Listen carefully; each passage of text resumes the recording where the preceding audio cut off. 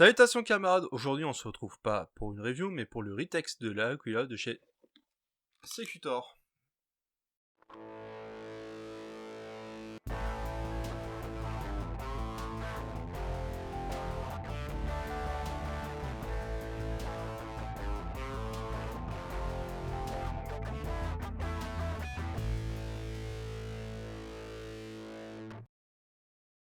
Alors oui, c'est une nouvelle rubrique qu'on va lancer maintenant sur Pause Café Airsoft.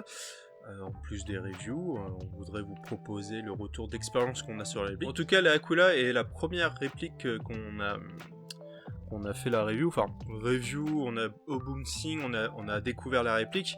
On l'a pas vraiment testé, voilà. Maintenant que ça fait plusieurs mois qu'elle est dans ma possession, et j'ai pu la tester nombreuses fois sur le terrain, et du coup c'est devenu une de mes répliques principales. Donc, je vais pouvoir vous proposer un retour d'expérience, voilà. Ça va pouvoir compléter l'unboxing et la présentation de la réplique. Alors, pourquoi aussitôt? Parce que c'est vrai que la réplique, je l'ai depuis cet été. Là, je tourne actuellement, on n'est pas encore au mois de novembre, on est fin octobre, donc ça fait pas si longtemps que ça, on pourrait dire, pour un retex. Mais et il fallait que je fasse le retex parce que il y a vraiment pas mal de choses à dire sur la réplique, hein. Beaucoup de choses en bien, mais aussi il y a quelques points noirs que voilà quoi, qui sont importants à dire et qui ont besoin d'être dits. Et je vous propose qu'on commence directement par les points négatifs. Alors, il n'y en a pas tant que ça, mais en vrai, il y en a quand même quelques-unes qui peuvent gêner le jeu. La première, et il faudrait que Secutor, si jamais dans le cas, ils sortent d'autres Aquila, parce que normalement, c'est censé être une édition limitée, on n'est pas censé en retrouver d'autres, mais je pense que si la demande est là, peut-être qu'on en reverra d'autres éditions, peut-être dans d'autres coloris ou d'autres formes. Enfin voilà, je serais pas surpris qu'ils sortent d'autres éditions de la Aquila. Alors, du coup, le premier défaut que je pourrais relever, le sélecteur de tir. Le problème, c'est qu'il est ultra mou. Et très très souvent en partie, c'est m'est arrivé un nombre de fois incalculable. Sans faire exprès, je mets un coup dans le sélecteur et du coup, bah, je suis en mode safe. Et du coup, je vise quelqu'un et je m'apprête à tirer et que je me retrouve comme une andouille, sans vouloir dire de grossièreté, me retrouver comme une andouille, voilà, je suis un peu chocolat. Franchement, le sélecteur est vraiment beaucoup trop mou. Il faudrait revoir ça. C'est insupportable. Le nombre de fois que c'est m'arrivé, c'est vraiment casse-pied. J'espère que voilà, ça sera réglé s'il y a d'autres prochaines couleurs. Deuxième point noir. Alors, c'est peut-être moi qui ai mal compris, mais je suis pas très convaincu sur l'ammo box qui remonte automatiquement à chaque fois que tu tires. Je m'explique, parce que sincèrement, je préfère que ce soit moi qui remonte avec un bouton, comme on peut retrouver par exemple sur l'ammo box de la Crytek LMG ou d'autres. Mais voilà, c'est vraiment le problème de cette ammo box. J'ai pas trop compris. Alors, on va faire ça. Hop, bonne nuit là. Hop. Voilà. Donc voilà, l'ammo box. Pour ceux qui connaissent pas du tout la réplique, ou l'ammo box de cette réplique, on a plusieurs vitesses de remontée des billes. Jusqu'ici, il n'y a rien de compliqué. Il faut juste trouver la bonne vitesse. Donc ça va de, je ne sais pas si ça se verra bien à la caméra, mais ça va d'une vitesse de 1 jusqu'à 3, sachant qu'après 3, il y a encore un cran, enfin c'est un peu, c'est pas cranté en plus, je veux dire, un simple coup dedans, et ça dérègle le réglage que tu as fait. Moi perso, je suis réglé entre 1 et 2, je suis presque à 2. Je suis pas à 2 sûr parce que quand je suis à 2, les billes elles remontent beaucoup trop vite et elles ont tendance à se fracasser dans le canon. Donc du coup, il faut vraiment que je me mette à 2 et que je pense un petit peu, mais ça vraiment en plus ça joue pas sur grand chose, hein. Ça joue même pas sur 1 mm ou vraiment pas plus quoi. Et que je baisse la vitesse. C'est très chaud. Il n'y a vraiment pas d'explication. J'ai pas trouvé vraiment d'explication. Peut-être que vous, vous avez, vous savez quoi faire, trouver la bonne vitesse. Moi perso, j'ai du mal. Enfin, j'ai la bonne vitesse. Le problème, c'est pas vraiment ça en fait le vrai problème, parce que depuis tout à l'heure je discute sur ça. Mais une fois que j'ai trouvé la bonne vitesse, je ne sais pas pourquoi. Des fois, quand je vais me mettre à tirer, bah les billes elles sont pas remontées. Et je sais pas pourquoi. Alors je ne sais pas si c'est un problème sur la Mobox ou si c'est un problème de réglage de billes, parce que quand je règle plus fort, j'ai jamais aucun problème de remonter des billes, et des fois je ne sais pas, je tire, je vais arrêter de tirer, là je continue la partie, je continue la game, et là je tombe sur un ennemi, je m'apprête à tirer, et je sais pas pourquoi, la Mobox elle a pas fait son boulot, et du coup je me retrouve sans billes, et du coup je tire vraiment à blanc, mais voilà. Ça c'est vraiment les points négatifs, j'en ai pas vraiment d'autres à souligner. Maintenant, on va passer sur les points positifs.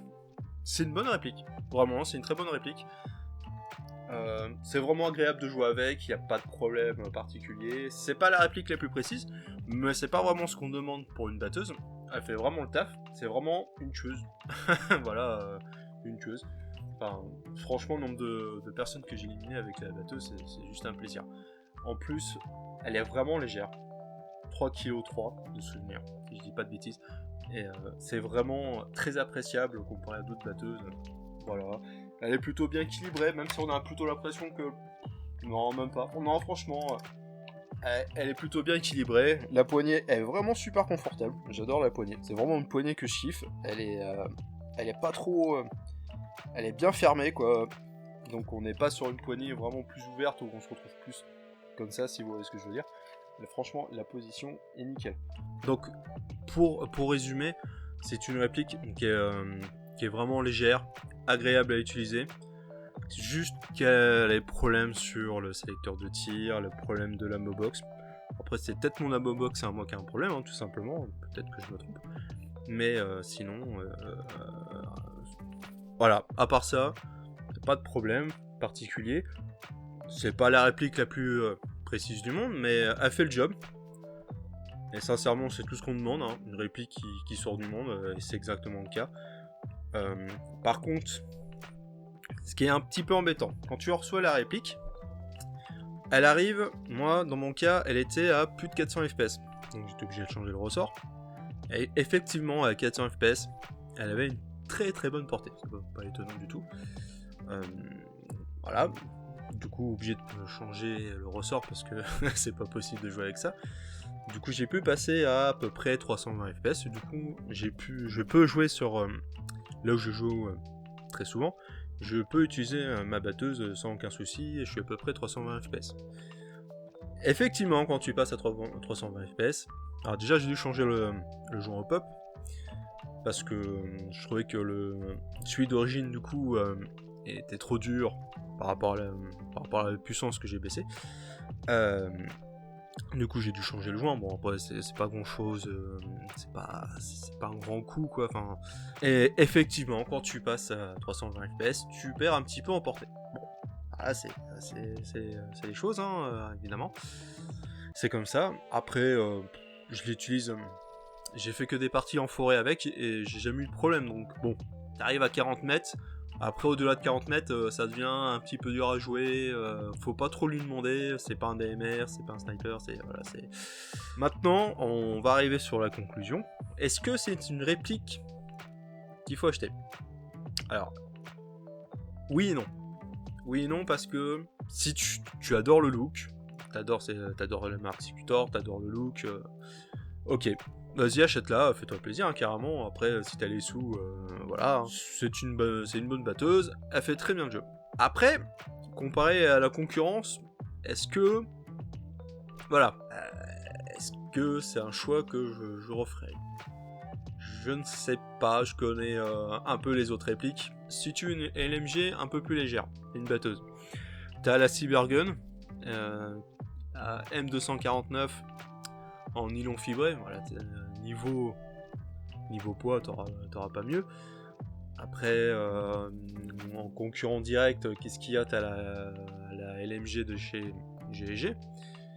Et t'as la Crytek. Est-ce que ça vaut le coup?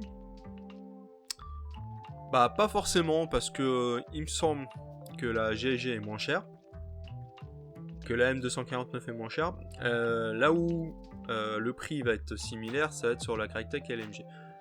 Là c'est vraiment une question de goût. C'est pas... Là où je veux en venir en fait, si tu veux, la LMG, la LMG de... Enfin la Aquila de chez Secutor, c'est pas une réplique qui révolutionne les batteuses. Moi je pensais que ça va être le cas avec leur système d'ammobox. Je suis pas revenu dessus tout à l'heure, mais c'est vrai que quand même le côté où tu utilises une seule batterie pour l'ammobox et pour la batteuse, c'est franchement c'est royal. J'ai toujours eu assez de batterie pour pouvoir jouer. Voilà, généralement j'utilise 2 batteries dans la journée sur chacune de mes répliques. J'ai pas vu de grande différence. Moi qui pensais que ça allait bouffer un peu plus de batterie, c'est pas le cas. Voilà. Du coup, pour revenir sur l'ammobox, moi qui pensais que ça allait être une révolution, c'est pas du tout le cas. C'est presque, mais non, je pense que c'est à revoir, c'est à améliorer. Voilà. Si tu veux te faire plaisir, que tu veux acheter la LMG de chez Aquila, c'est en connaissance de cause. Voilà, après c'est mon avis personnel, hein. Peut-être que je me trompe. Hein. Après, si toi, c'est à toi de me dire derrière les caméras. Toi qui as une LMG, à toi de me dire, ça se trouve il y a des points positifs que j'ai oubliés, ça se trouve j'ai des points négatifs que j'ai oubliés aussi, hein, pas de soucis. Les commentaires sont là pour ça. Donc c'était le Ritex sur la Aquila. Si t'as aimé cette nouvelle rubrique, n'hésite pas à mettre un like sur la vidéo, à commenter et surtout abonne-toi à la chaîne. Ça nous aide énormément et n'oublie pas d'activer la cloche des notifications. Voilà, c'était Clément de Pause Café Airsoft. Et merci de m'avoir écouté, de m'avoir suivi. Et à très vite pour des nouvelles vidéos. PCA out!